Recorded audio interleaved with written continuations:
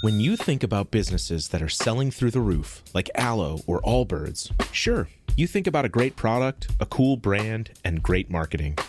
But an often overlooked secret is actually the businesses behind the business, making selling, and for shoppers, buying, simple. For millions of businesses, that business is Shopify. Nobody does online business better than Shopify. It's home of Shop Pay, the #1 checkout in the world. You can use it to boost conversions up to 50%, meaning way less carts going abandoned and way more sales going through to checkout. Sign up for your $1 per month trial period at shopify.com/income, all lowercase. Go to shopify.com/income to upgrade your selling today. That's shopify.com/income.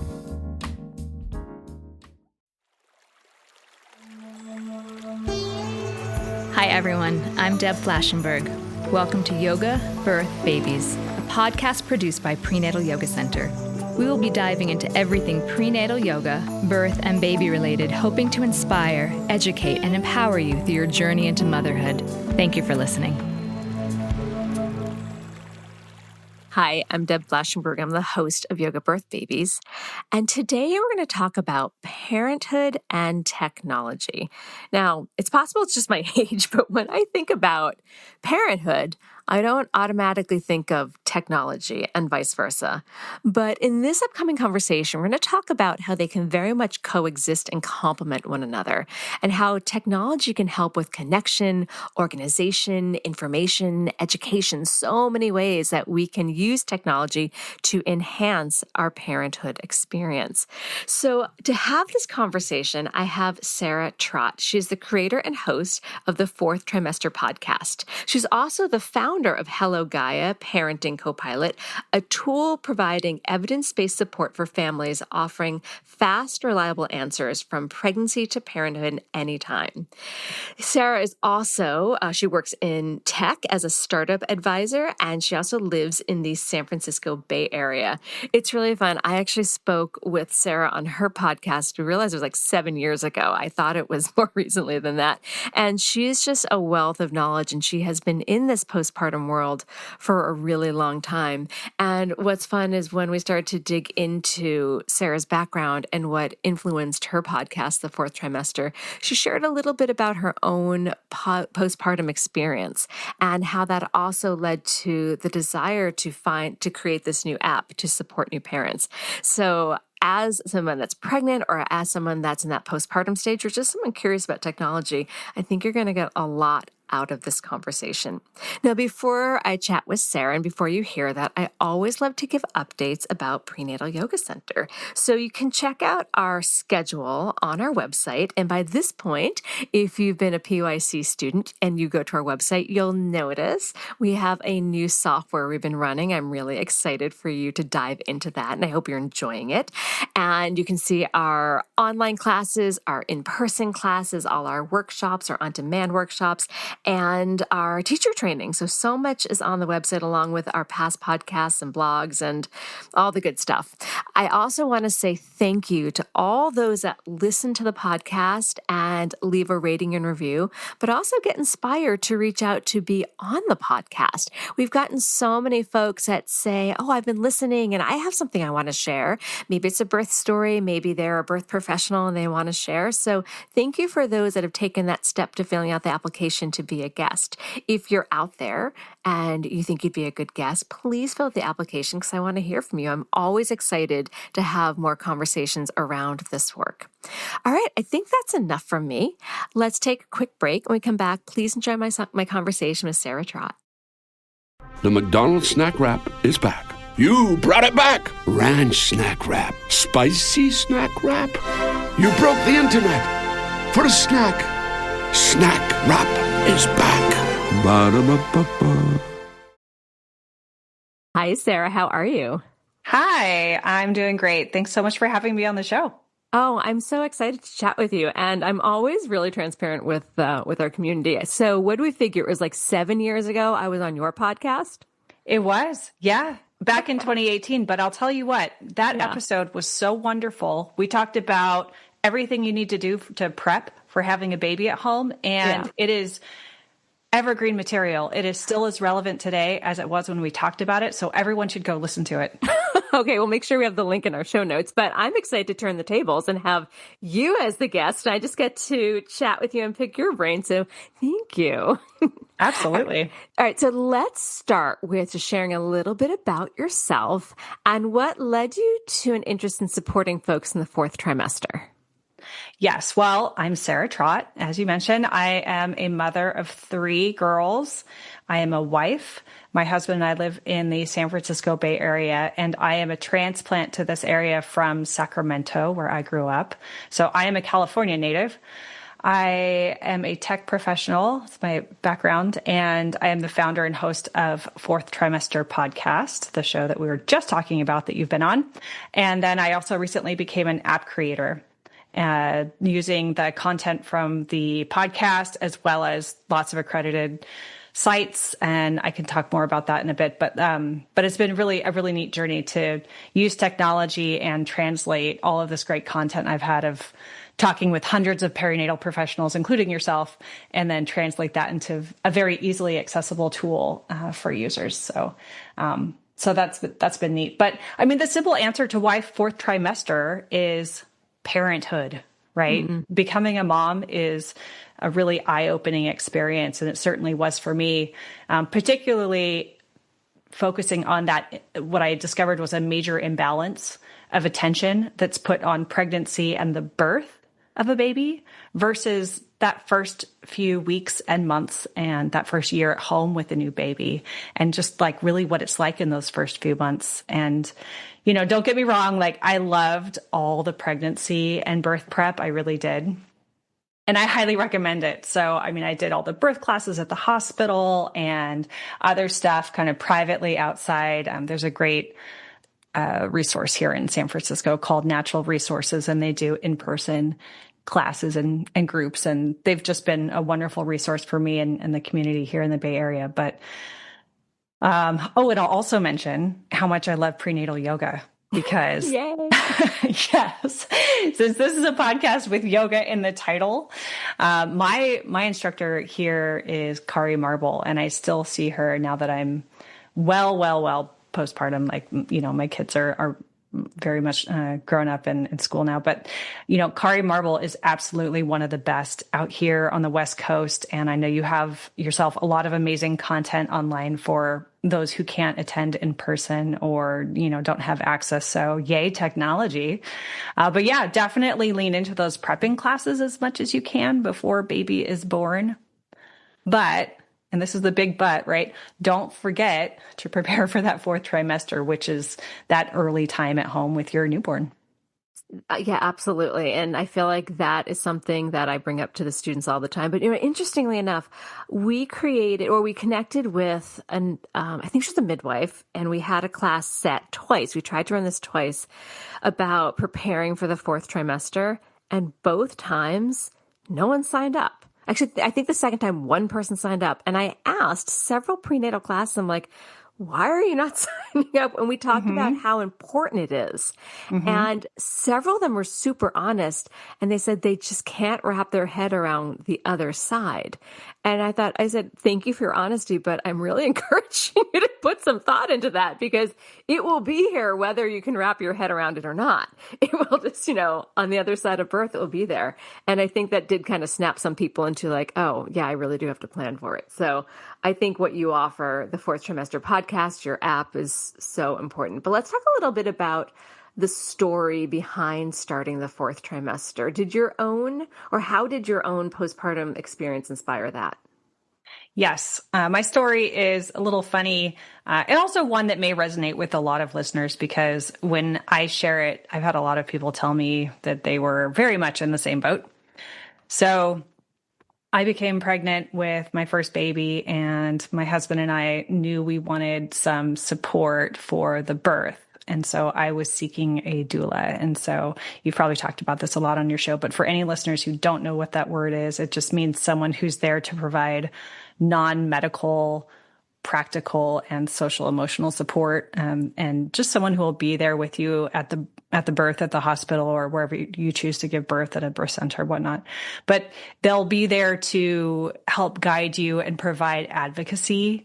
They've seen hundreds of births. The experienced doulas, if you find a really good one, has just seen it all, right? And so they can speak up, they can interpret medical terms, et cetera. So we kind of knew we wanted someone like that present for the birth. And so I was interviewing doulas, and I sat down with the person I'd selected, and she said, okay, so have you given much thought about the support you're going to need after the birth? And I said, well, yeah, I mean, I've got time off work, and so does my husband. He's got a few weeks, so we're fine. She just looked at me like, okay, I've heard this before. and that's true for so many people. You think you get a little bit of time off work, and then this birth happens, and then it comes and goes, and it's like, okay, back to normal, back to how things are. And that just couldn't be further from the truth. The answer is that it's a life-changing experience becoming a parent. And so there's so much that you need to consider around physical recovery, emotional recovery, going through a transition of identity change, going through just the practical side of sleep deprivation and physical exhaustion, and some very big changes. I know I worked very much up until, I think it was like my last week before my due date, which isn't atypical. And the very social experience that I had of like working and being a professional, and then going into this like baby bubble where I was at home, it was a little bit isolating too. So there's like the social change that people don't really necessarily think through. And then when you have subsequent children, I mean, that's even a whole other set of changes and questions and things, because you think you've been there, done that, but every kid is different and every experience is different. Certainly mine was. So anyway, my story is really just that it was, I think, my lucky stars that my doula who I'd hired for my birth was also a postpartum doula. And she asked me those questions because I hired her. Her name is Esther Gallagher. She's still in this field, and she became the co-host of my podcast, actually. I was going to say, like, I know her name. Yes. That's why. Yeah, exactly. That's who that is. So what happened was I'm postpartum. Postpartum literally just means the period after birth. It doesn't mean depression. People think it's the same thing, but it's not. Postpartum depression is a thing, and it's very serious, and 1 in 7 women have it. Or at least that's what's reported, is probably more in real life. But the the eye-opening thing was just, we were sat together hours. Esther and I were. I'm at home. I'd be, holding my baby and nursing, or just taking care of the baby, whatever it was. And she was taking care of me. And we would have these long conversations about, questions that were coming up in the moment, or whatever topic was at hand.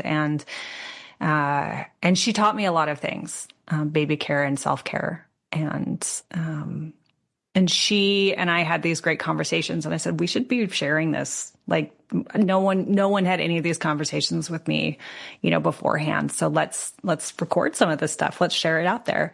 And so that really was the origin story for the show. So she and I decided to co-create the Fourth Trimester Podcast and share information out. And it evolved over time because I continued to seek out support from perinatal professionals. So, I've now talked to many OBGYNs and lactation consultants, people who support pelvic floor recovery, people who specialize in yoga, right? You've been on the program before, on the physical side of support. I've talked to geneticists. I've talked to, I don't know, it's just, the list goes on. So it's been really neat to have all these professionals on the show.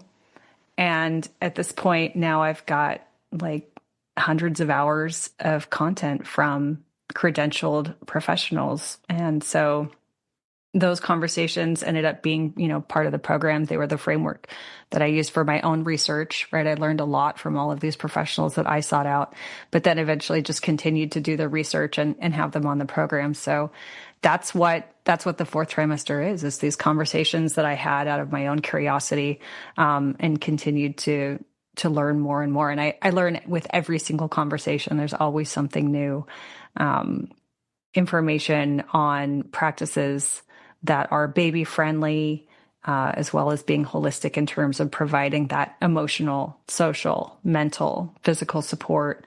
And really, I would say one of the unique slants for the program that Esther and I created was just we have a real slant on self-care and the care for parents and other caregivers, which makes it kind of neat. So, that's a lot of content, and it's a lot for someone to listen to. So if I recommend the show to people, and I usually will recommend a specific episode based on a conversation, but in their needs, right? But if someone wanted to just ask a question in the moment, they can now use the app I built, which is called HelloGaia. It's free to use. It's going to be free forever. We already know there's enough barriers out there for getting access to information and care. So this is a free tool that we designed to just give instant answers. So you can ask a question, and the information that you get out the other side is based on the knowledge of all of the perinatal professionals that have been on the program, plus trustworthy sites that we lean back on as well on top of that, which is pretty cool. So that is so cool. I'm excited. That's why we're talking about technology today. But I also want to just express how much I appreciate how you continue to be driven by the conversations. I have to admit, that is why I keep my podcast going, because I like to learn, and I know that you're the same way. And it's really fun when we can continue to be excited about these conversations. So let's jump into the whole technology side. So we're going to talk about apps and podcasts. So how can apps and podcasts and online platforms complement but not replace? Because I think that's something people get nervous about, the whole in-person connection. So oftentimes people just have, like you say, the traditional support like doulas, friends, and family, but there may not always be there or always have the answers. So how can this technology be part of that? Yeah, I love this question. Well, technology can be your best friend if you know how to use it, right? If you don't, it can be kind of overwhelming and potentially even risky in the context of parenting, which is why knowing your sources is really important. But ultimately, in terms of tech versus real life care, I don't see it as a binary choice. I see it as complements, right? So you have lots of tools at your fingertips, right? You've got the technology side, you have real world support, like your healthcare team, your providers. And then you also have yourself. Like, let's not forget your own instincts and your inner voice. I think that that's something that parents need to hear and be reminded of, because it's tempting to want to read a book and follow some 10-step program and get like this great answer. Like, oh, I followed the steps. How come I'm not getting XYZ result? And it can be really frustrating and overwhelming. Life doesn't work like that. It just doesn't. And there's no tech solution or book or any one provider, I think, who's a silver bullet, but in combination with trusted resources, accredited sources, with real professionals, and with your own voice, I think you're going to find the right answer, right? And so finding that balance is really, really important. But ultimately, like an app or an online course technology, it's never going to be able to hold your hand or offer you a hug, give you, a real world conversation. Like, it just can't. So it's never really going to replace that in-person support. It's not going to show up and clean your kitchen. It's not going to make you a hot meal. Now, this is where technology, like the complementary part, comes in, right? Because it's really good. You can use an app or a source to do really neat stuff. Like, you can create a meal train. You can, use it to connect yourself to your community and your real world support. So that's where I think the two can kind of go hand in hand. And, you might think you can't afford real world care. It's like a luxury or something like that. But actually, using apps and technology can make access to care more efficient and effective and a lot easier. Certainly when you're tired and sleep deprived and you're in the middle of taking care of a newborn, is kind of the last thing you want to do is a bunch of research. And so using technology to shortcut some of that can be really helpful. I love that where you're saying how you can have both, and both have different offerings. Like you said, like a real person can give you a completely different connection, but sometimes the app or information can give you what you need in the moment that a real person can't. So what a wonderful thing to have those combinations. Are there any particular types of tools? So you were saying something for a meal train or anything in specific that you think that has the most potential to impact new parents? Yeah, for sure. I mean, we know that there are some real gaps and challenges that people face. We talked about postpartum depression. 1 in 7 people are diagnosed, right? And this is commonly documented on like a site like Postpartum Support International. You can find lots of information on this. But one of the leading sort of risk factors in this is isolation. So for example, connecting, we talked about community and connection, right? So there are a lot of neat apps out there. So like online mom apps, social groups, that kind of thing, are out there. So a couple I would mention, I think, so well, I'm going to add a caveat to this. Yeah. Use the tool for the thing that makes you feel good and supported, and use it for a specific purpose. So like I've used mystery shopped a lot of these mom apps. And there's some I'm a fan of and some I'm not. But if you use them for the purpose of social connection and maybe finding a friend, maybe it's even someone you can seek to connect with, like you've talked to them online and chatted, and you can try to find, you can use them to connect to people who are local to you and have real world meetups. You really need just like a few people who are good and trustworthy and non-judgmental, right? Who you can talk to, right? People need to talk. Parents need to talk. Jane Honigman, who is the founder of Postpartum Support International, she's been on my show a number of times. And this is something that she says, like, parents just need to talk. So use them for what they're for, but I would discourage using apps like, I don't know, I won't name and shame any apps, but like there's certain apps out there where there'll be message boards and they're really good for social connection and entertainment sort of stuff and fighting isolation perhaps, but less so on getting like medical information. I've seen some get nasty. In the years I've been running PYC, there was one, I can't even remember the name of it, so that helps. I can't shame it.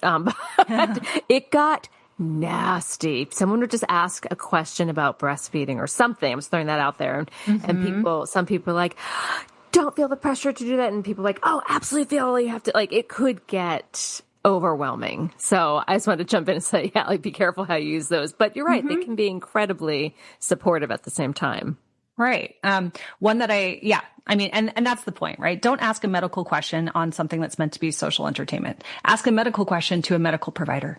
Yeah. Ask, go do your research on like a medical journal like PubMed, or ask, like go to a reliable source. Again, like the impetus for me creating that app was like, I want reliable information. So just know what you're using. Right. And this is back to my point about technology can be wonderful if you put the right sort of boundaries and limitations, you know how to use it. But one app I really like for social connection is Marco Polo. That's been a neat tool. It just allows you to have recorded asynchronous conversations with someone who's a friend. So, and I mentioned something called listening partnerships. That's where you can find someone who will just be a listener. Sometimes you just need to talk and you need to be able to say something in the moment. Maybe they're not free. We're all time strapped, busy parents. You just can take 5 minutes. We step outside for some fresh air, talk to your friend, send off a message, and you can get another one back. So that's really neat. You don't necessarily need an app for that. I like using an app for that because I have a lot of friends who also use them, but you could just even use recorded audio text messages. You don't need anything fancy. And then online support groups. I already mentioned Postpartum Support International a couple times, but they have online support groups that are free. I like moderated groups. I like when there's someone there to guide conversation and help get the conversation going with deeper questions. Otherwise, you're just going to sit there and talk about diaper brands or something like that, which is also fine. But But I like moderated groups for that reason, but you can find parent groups that have like specialties and things. And then parents helping parents is also a good one for parent social groups. But that's just one category, right? Community and connection. I would say that's one of maybe 5 big buckets of ways that technology is enabling parents to really thrive. I can mention the other ones. I would absolutely love that, but let's take a super quick break and we come back. I would love for you to continue with the big buckets because as you mentioned, you're like this 5, like, oh, I don't know those. So we'll take a break. We'll come back and share all of that knowledge. We'll be right back. The Who's down in Who Newville were making their list, but some didn't know Walmart has the best brands for their gifts. What about toys? Do they have brands kids have been wanting all year? Yep, Barbie, Tony's, and Lego. Gifts that will make them all cheer. Do you mean they have all the brands I adore? They have Nintendo, Nespresso, Apple, and more. What about... So the Who answered questions from friends till they were blue. Each one listened and shouted, from Walmart? Who knew? Shop gifts from top brands for everyone on your list in the Walmart app. Oh, Hilton stay, your beds are soft and cozy. No lumpy couch, no stiff futon, no shower line at crack of dawn. Oh, Hilton stay. When you want holiday comfort you can count on, it matters where you stay. Enjoy comfortable rooms and friendly service when you stay with Hilton instead. Save up to 25% this season when you book with Hilton. Hilton for the stay. Terms apply. Okay, we're back. So you talked about community and using technology for that. What are the 5 big buckets? I hadn't even thought about that. Okay. So community connection is one. Mm-hmm. The next one is information and education. So this is like the concept of knowledge at your fingertips. This is where you can find online courses from professionals. You can look at white papers or articles from researchers and doctors. Podcasts like this one is a perfect example, right? We're getting information online, which is really cool. And then I would say the AAP is another example. So American Academy of Pediatrics, they have a lot of free recorded parent webinars that are great. There are lots of databases out there. I like March of Dimes. They have some neat research and stats tools. Yes. If you're a stats nerd, that one's really cool. And then La Leche League is great for lactation education. So is Kelly Mom. I mean, there's a lot of great reliable sources out there. So information and knowledge. The next big bucket is emotional and mental health support. And this is like the caring for the caregiver stuff. I always like to plug an idea that was shared by someone on my show, which is just go ahead. It was a tip from Melissa Dennis, who's an OBGYN, but she said, go ahead and book that mental health care provider appointment. If you have someone who you do talk therapy with already, or even if you don't, go ahead and book that appointment now while you're still pregnant. If you're a pregnant listener or you're thinking about having kids, book it for like a month or so out from when you think you'll have had your baby so that it's just on your calendar. And you may or may not be suffering from anxiety or depression. It's just good to have that conversation with someone, right? Regardless, because you are going through a transition of identity. So getting that health support that you need is wonderful. But like, let's say you don't know anyone to talk to, or you don't have access. Maybe you live in a maternity care desert, right? Which, if you don't know what that is, March of Dimes did a great report. They recently found that 35% of counties here in the United States are maternity care deserts. That means you don't have access to an OBGYN or a place to give birth. It's kind of an incredible stat when you think about it. That's a whole nother, we can go down a rabbit hole on that one. I'll pull us back from it, but that stat is overwhelming. Yeah. So like, obviously access is an issue, right? Yeah. So this is where technology can help plug a gap, right? You can use an app. There are plenty out there. There's one called Mavita. There's one called Prospera. These are apps that are specifically designed to help support women and families, who need it, as parents. But what a great idea to put that on your calendar, because when you just have a baby and you're in that state of fatigue and overwhelm, even if you want to book a time, I can just imagine somebody like, I'll do it later. And then days and days go on. So what a smart idea to do that. So it's just on your calendar, that day's there, and it's going to take that time for yourself. Thank you for sharing that. Yeah, for sure. The next big bucket, I would say, is time saving or organizational kinds of tools. These are things like baby milestone tracking apps. I really like the one called Wonder Weeks. Another good one is Baby Center. I'm sure lots of people have heard of that one.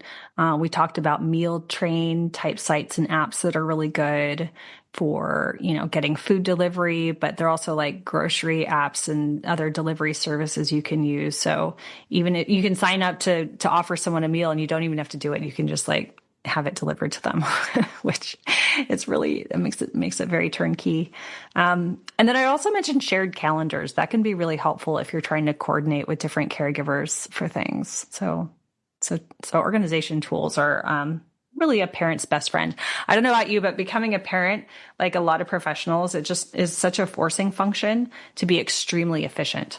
And, I think there's this misnomer out there, this idea that like parents, like once they have a baby, they're like less checked in at work. It's like, oh no, parents get their work done. Parents get it done and they get it done on time. You have a limited time and okay, I've got 4 hours until I have to pick kiddo up, and you're like, at least for me, I show up with my checklist. I do my work. Like it's really like laser pointed focus. At least that's how my life was as a parent when my kids were young. Oh, yeah, absolutely. Parents get stuff done. And then the last big bucket I'll mention, because I said there were 5, health and wellness monitoring. So this is like you can use apps and sites that track like feeding or growth with your kiddo. People who need it can use continuous glucose monitors. So instead of having to do like regular blood tests, you can just get this continuous feed of a CGM is something that'll give you constant data, and you can share that with your provider.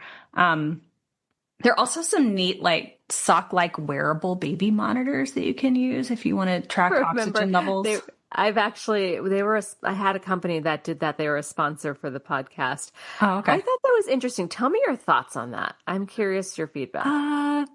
I personally didn't use any. I'm just mentioning them for the sake of like, this is a tech conversation.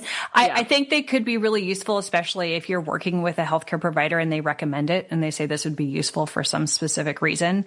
I think data for data's sake could potentially be a bit much because there's so much you could focus your time and attention on. And I think that when you're holding your baby, look at your baby in the eyes, right? That's a chance for connection that helps support their brain development and your bonding relationship with your baby. Don't stare at your phone. So I think that there's sort of the balance, right? You don't want to be distracted. So that would be my take on it. And I appreciate that. When you said that, it reminded me a little bit about when I would attend births as a doula and I would see a partner looking at the monitor instead of the person in labor and be like, you're having a big contraction with the monitor telling that. But if they actually looked at the person, they would know that as well. So, yeah. So the person, but that kind of brings up my next question about balance. So what are some of the best practices you'd suggest for parents trying to strike that balance between leaning on technology and fostering in-person community-based support? Yeah. I mean, in general, the framework would be like we've talked about is like using tech for being more efficient and for staying informed, and then using people for real world support, for emotional support and connection, for the practical support you might need, but, presence, empathy, reducing isolation, getting hands-on help, like that, all those things are like what you want to, rely on your people in your community for. So you can definitely get like a lot of social support from apps like we've talked about. But you might want to just set some time limits on how much time you're spending on those kinds of things versus other interactions. And so, it's a good exercise of boundary setting for yourself, but also as a good example for your child or other children if you have other children at the house. I like what you said about the boundaries and kind of the time setting, because it reminds me a little bit of my 14-year-olds and how we have to, and I'm not comparing a new parent to a 14-year-old. There's more the boundaries that he could easily, if allowed, could spend his whole Saturday afternoon playing online games instead of talking to a person. And we stop that. And he thinks he's, just enjoying it and connecting with people online. But meanwhile, we're like, hi, we are the living people in your life. So we have to create boundaries. So I'm guessing it could happen like that. Like you could kind of drown yourself in that online community and forget the people around you. For sure. Yeah. It's like that dopamine hit. And then like, if it's hard for us as adults, there's plenty of research out there that tells us that kids have less impulse control. So it's even harder for the kids. So setting that example, put the phone down when you're around your kiddos. And then another best practice is just to really engage in those apps or sites or sources where you're feeling supported and not drained. So like if you're doom scrolling and then you notice a pattern and you just feel kind of empty or sad or like less than as a result of seeing all those like picture perfect photoshopped images or whatever, like just pay attention to yourself, pay attention to actually how you're feeling, and make sure you're avoiding misinformation and that you're seeking information and sources that are reputable. Let's go. I want to kind of dig into that misinformation. How does someone know they're getting misinformation? I think like pay attention to the source. Like, are you reading something that's written by someone with like medical credentials or not? Are you reading a white paper or are you reading a comment section in an app where someone said, well, my aunt always did it this way and I turned out fine? Like pay attention to your sources. Yeah. That's important. Is there anything I didn't ask about technology and parenthood and just your experience in the fourth trimester that you'd like to add? Is this like a final thoughts question? Well, no, I have a final thoughts coming up. Okay. But this is I've got that coming soon. But it's cool. Just because I feel like I went through a lot of my questions, but I feel like I've missed it. And I might have missed something. Is there anything I've missed? We've talked about paying attention to your inner voice. I think that's really critical to hone and learn as a parent, like regardless of technology. Many of us were raised in ways that, favored behavior over kind of a balance in that. So I would say that's really, really helpful. I think that sometimes technology and information can feel really overwhelming. Like you're driving down Las Vegas Strip, right? And there's like lights flashing and lots of signs and everyone wants to get your attention and like sell you something or has an agenda. And so, like when the internet feels like a giant maze of conflicting advice. And by the way, you will find conflicting advice, right? You will find for every book that says one thing that's like a parenting method or style, you could probably find a counterpoint. So it's really kind of essential to stick with evidence-based resources like we were just talking about, and also like sources that feel right for you and your family. It can also be overwhelming. Like parents, like when we're talking about being kind of tired, we rarely have time to sift through like hundreds and hundreds of articles. So using tools and technology to help sift through that and find things that help work for you from trusted sources is a really great way to help find reliable information without that overwhelm. I feel like the theme, if someone's going to walk away from this conversation, is, well, two things: balance and trusted sources. I kind of feel like that's for life, maybe. Yeah. Trusted sources. Yeah, I'd say those are great takeaways for sure. All right, we're going to take another break. When we come back, what is one final tip or piece of advice you'd like to offer new and expectant parents? We'll be right back.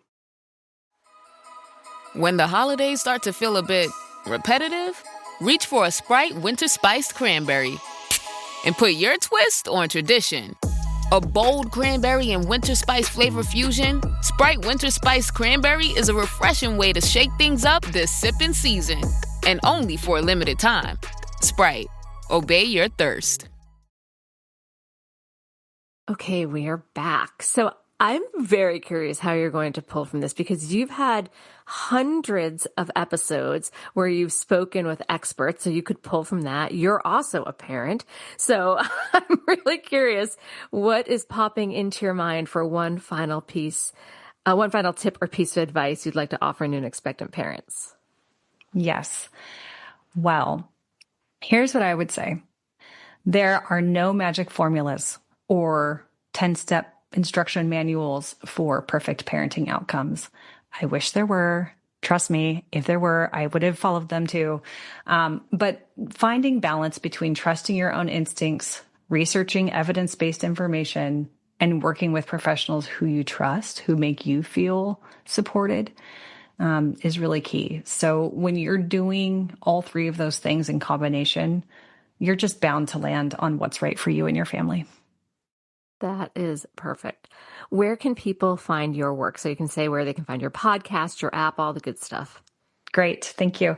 So you can follow the podcast on Instagram. We are at Fourth Trimester Podcast. You can message us there too. We'd love to hear from you. We always love hearing from listeners. And you can also download HelloGaia for free. It's on the Apple Store. It's on the Google Store, Google Play. Or you can just go online. It's HelloGaia.ai. So it's HelloGaia.ai. And I would love to hear your experiences and feedback. So feel free to reach out to me anytime.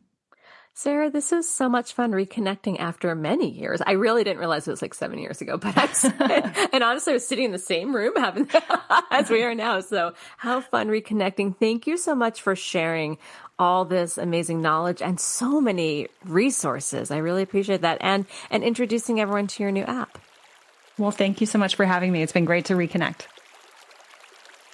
This has been an episode of Yoga Birth Babies, produced by Prenatal Yoga Center. You can catch us on Facebook, Twitter, Instagram, and Periscope. I'm Deb Flaschenberg. Thanks for listening.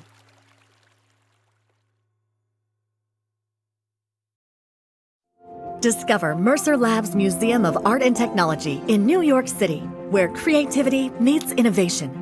This holiday season, immerse yourself in a world of interactive exhibits, digital masterpieces, and unforgettable experiences. Whether you're with family, friends, or exploring solo, Mercer Labs invites you to see art and technology in a whole new light. Get your tickets now at mercerlabs.com and redefine your museum experience.